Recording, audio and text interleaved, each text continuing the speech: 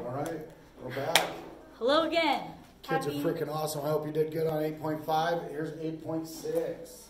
Okay, this is just a quick review of how to solve proportions when you have an expression on the top or the bottom. Okay, so in number 1, I'm going to put parentheses around x minus 1, and now I can go ahead and cross multiply. How did you know to cross multiply? Because it's a fraction equals a fraction. Okay, so then I've got 5 parenthesis x minus 1 equals 3 parenthesis 2x. Then I'm going to go ahead and simplify on both sides, distribute the 5, so I have 5x minus 5 equals 6x, because 3 times 2 is 6. Then I'm going to get the x's all on one side, so I'm going to subtract 6x, subtract 6x. So 5 minus 6 is negative 1x. Minus 5 equals nothing. Then I'm going to add 5 to both sides. So I have negative 1x equals 5. Then I'm going to divide by negative 1 because we want x to be by itself and positive. So x equals negative 5. Perfect. Okay, next one. Same thing. I'm going to put parentheses around. Fraction equals a fraction. I'm going to cross multiply. So I've got 9. I'm going to start higher so I don't have to board. I'm going to do it in blue. I've got 9. Parenthesis 2x plus 3 equals 3x times 4. Then I'm going to distribute. 9 times 2 is 18x. 9 times 3 is 27. 3x times 4 is 12x. Then I'm going to make the x's go to one side. Move the x's, then I'm also at the same time going to subtract the 27 and then subtract the 27 over here just to make it fun. 18 minus 12 is 6x equals negative 27. Am I doing this right? Yep. Divided by 6. X equals a decimal. Negative 27 divided by 6 is negative 4.5. Negative 4.5. Bam, and our last fraction was a fraction. Woo! This one's going to be fun. Don't panic on this one because there's so many x's.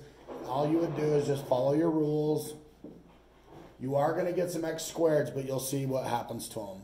It's going to be super fun. Okay, cross multiply fraction equals a fraction. Okay, so I've got 2x and then x minus 3 equals 3x times x plus 3. And this would be the hardest problem you'd ever do. So 2x squared minus 6x equals 3x squared plus 9x. Yeah? We're going to end up with quadratic. It'll be okay. Can you tell I'm nervous? I get nervous when I counter quadratic sometimes. Okay, so I have negative 1x squared. We're going to fix this, don't we? Equals 9x. I'm going to subtract 9x because when we have quadratics, we want it to equal 0 to solve it. Minus 9x. So then I have negative 1x squared minus 15x equals 0. Okay. Don't forget your square. Squared, thank you. I'm going to pull the GCF. We will, but before we do that, if you guys will remember, when we solve quadratics, we really, really, really like our leading number to be positive. Yeah. How could we make that happen? I mean, well, a minute ago, we started just moving things around and it fixed it. I mean, it helped fix the problem as far as what we wanted to do. Well, could we do that again and move everything back? Absolutely. And that would help us because we don't like to see negatives in front on quadratics. And you can do that anytime you want. Yeah, you totally can. So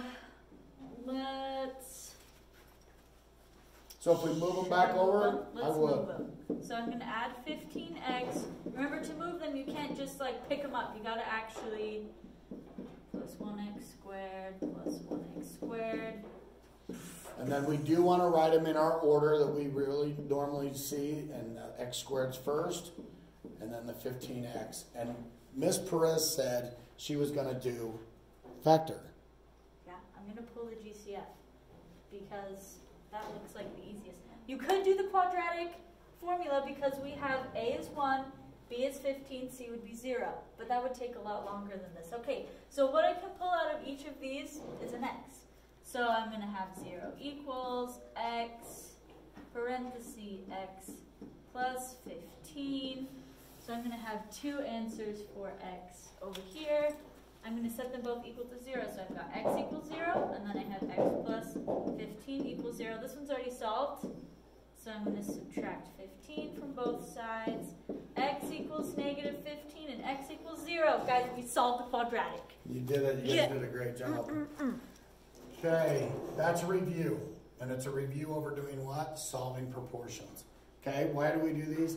Because when we've been dealing with similar problems, we always set up a proportion because the word similar means proportional. Proportional means fractions equal fractions. So that's why we reviewed that with you. All right, today's lesson is 8.6 proportional theorems or proportionality theorems. What's unique about this is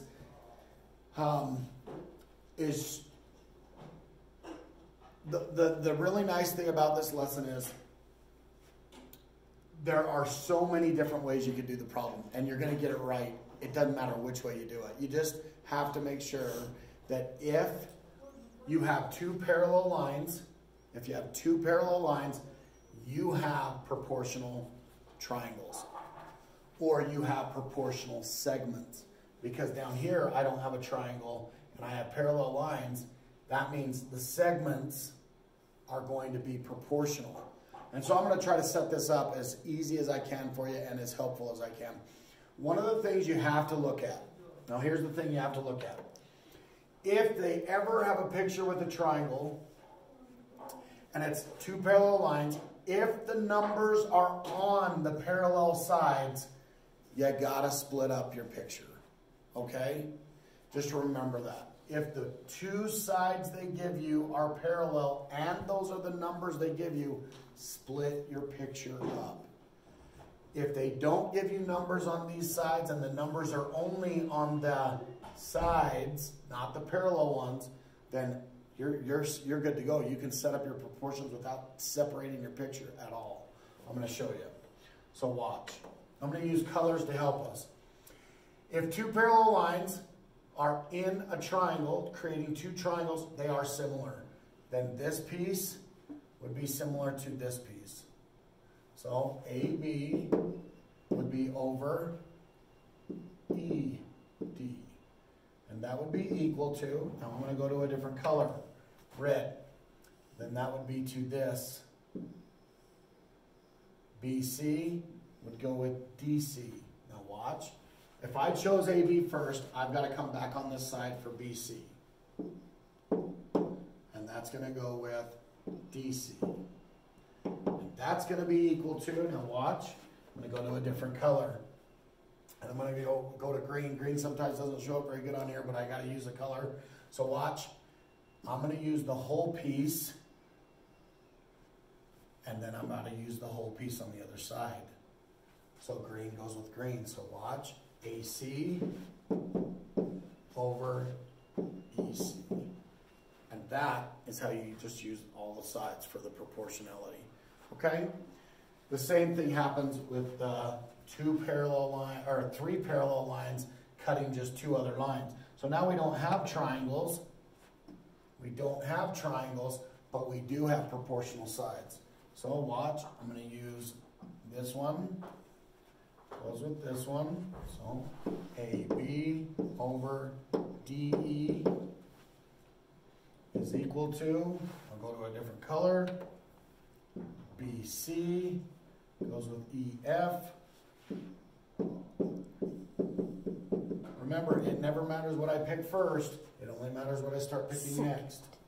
And our last one would be the whole thing and the whole thing. So I would say AC over DF. I want you to notice, every time I picked first a piece from this side.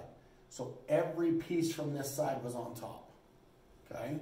Had I chose something from this side first on top, then everything on top would have been coming from that side. It's awesome that it never matters what you pick first, it only matters what you start picking next. Okay, well, the last piece is this.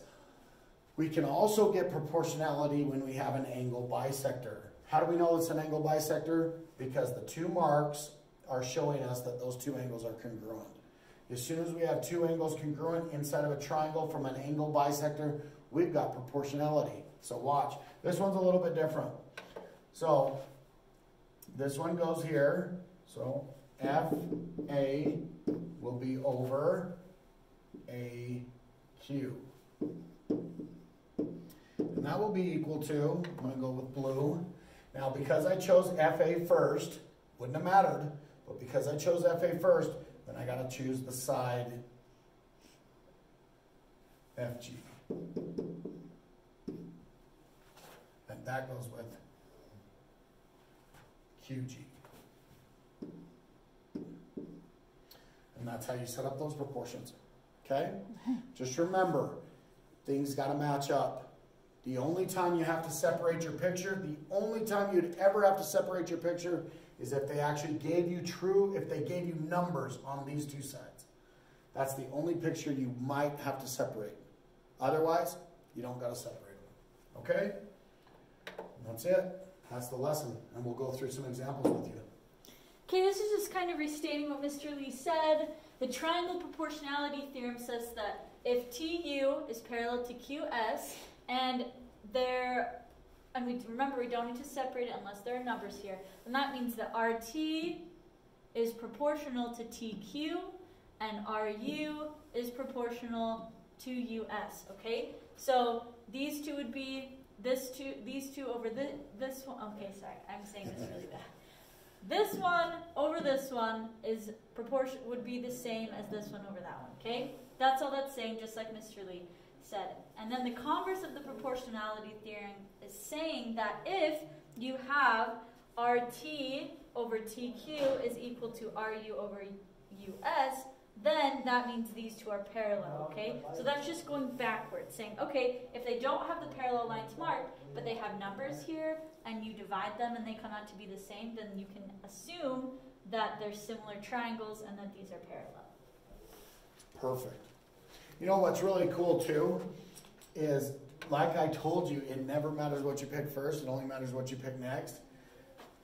Could I have picked this one and this one? Absolutely.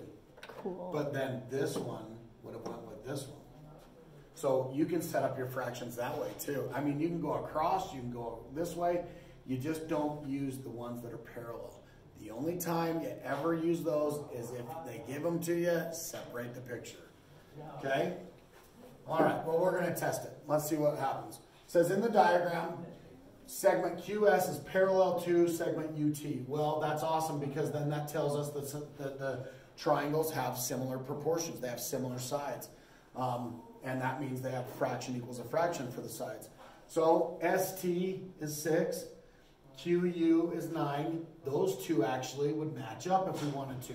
Or we can go this way, and it's not going to matter. I'm going to go the way I showed you first, because that'll be easier. It says, what is the length of R to Q? So here's my question mark.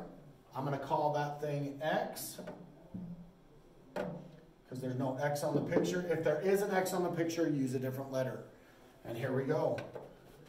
These two match up, these two match up. Never matters what you pick first, only matters what you pick next. Fraction equals a fraction. Somebody pick one. I heard 9. 9's the number I picked first, so I'm going to go over X. I'm going to go back to my picture on the other side and find out what matches up with the 9, the 6 does, and then the 4. Okay? Cross multiply.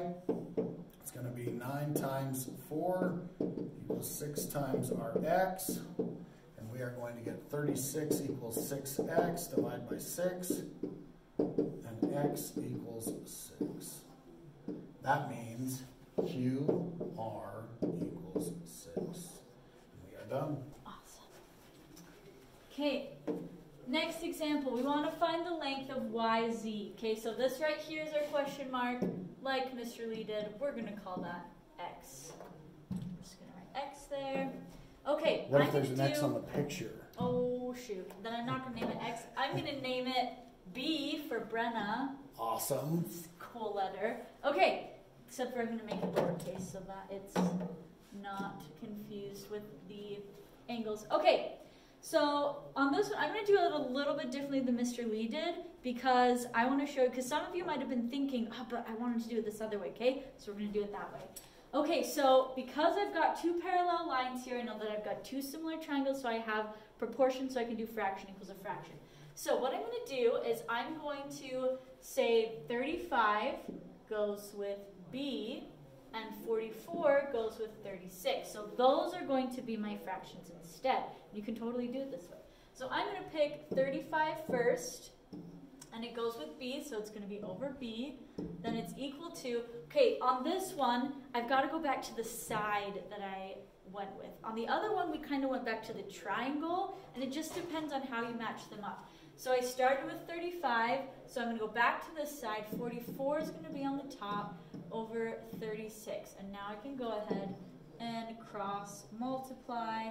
So I've got B times 44 equals 35 times 36. 1260. So 44B equals 1260. I'm going to divide by 44. I know you guys say that my B's look like sixes, and they do a little bit. And this one comes out to be a decimal, so we would round it 2 places out. It ends up being 28.636, so we would go 28 or 0.64. Okay, so YZ, and it's totally okay to get decimals.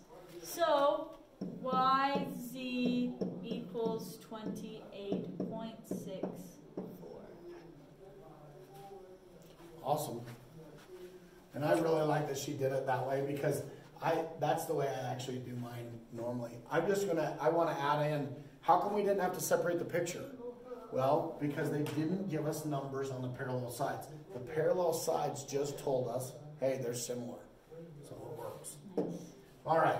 Well, we're going to try to see if we can prove if the rack itself is going to be parallel to the floor. So we're going to prove if this shoe rack here is parallel with the ground. And I like their picture, but I think it's a little confusing. So I'm going to redraw it off to the side a little bit. And I'm just going to label it the way they did. C, B, D, A, E. And now it'll be a little bit easier to do. And we're going to test if this one is parallel with this one. Now, just in looking at it, it does not look parallel. But looks can be deceiving, so we need to go by the numbers. Okay, so we're going to go now back to our letters and see what numbers go on this thing. So B to A is 33. Then it goes back and it says C to B is 27. So C to B is 27. And then they gave us C to D is 44. And they gave us D to E is 25. Okay, well, it looks like they gave us all the sides, and we're testing if these are parallel. Well, then I'll just set up a proportion. So I'm going to go with this piece matches this piece. I'm going to do it like Miss Perez did. And then this piece, I'll do it with black, goes with this piece. Okay, well, I'm going to ask somebody give me one of those 4 numbers. It never matters what you pick first, only matters what you pick next. 44. 44, I heard it. If I chose 44, now it's blue, it's going with our 27. So those two go together. If I chose 44, I got to come back to this side because I went from here to there, but now I got to come back to here, so 25 goes with 33. Cross multiply, and we're going to see what we get. So 44 times 33 is 14. I'm going to change this color because everybody keeps saying it doesn't show up very good. 1452 Everybody means me. 27 times 25 is only 675. So what did we learn? We learned that this is not equal. Therefore, these are not parallel. Not parallel.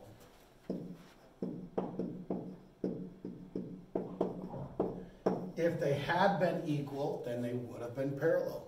And that's the lesson for on that problem. Okay.